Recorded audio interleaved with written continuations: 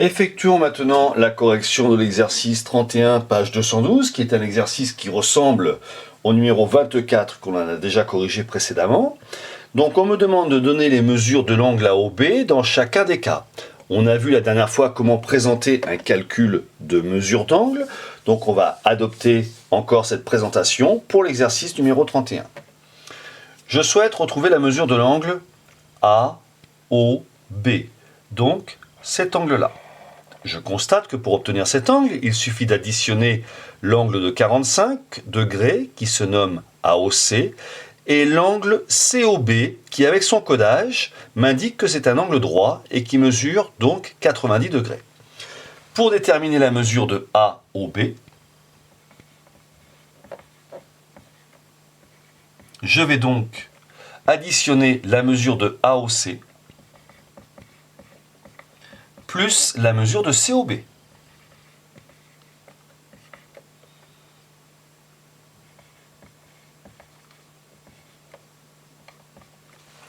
À la ligne, la mesure de l'angle AOB égale 45 degrés plus 90 degrés. Je n'oublie pas de mettre l'unité dans les calculs ici. La mesure de AOB est donc égale à 135 degrés. Il s'agit bien ici d'un calcul et non pas d'une mesure au rapporteur.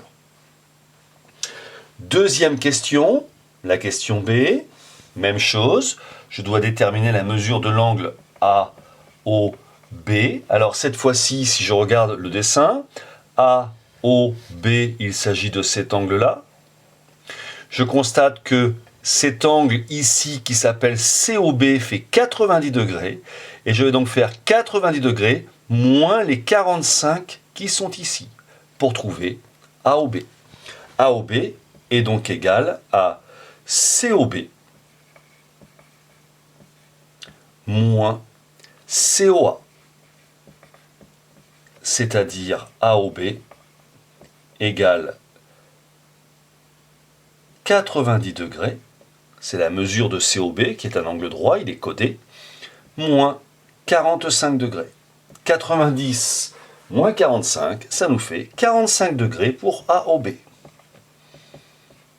45 degrés. On pourrait, sur la figure ici, coder cet angle et celui-ci qui ont la même mesure.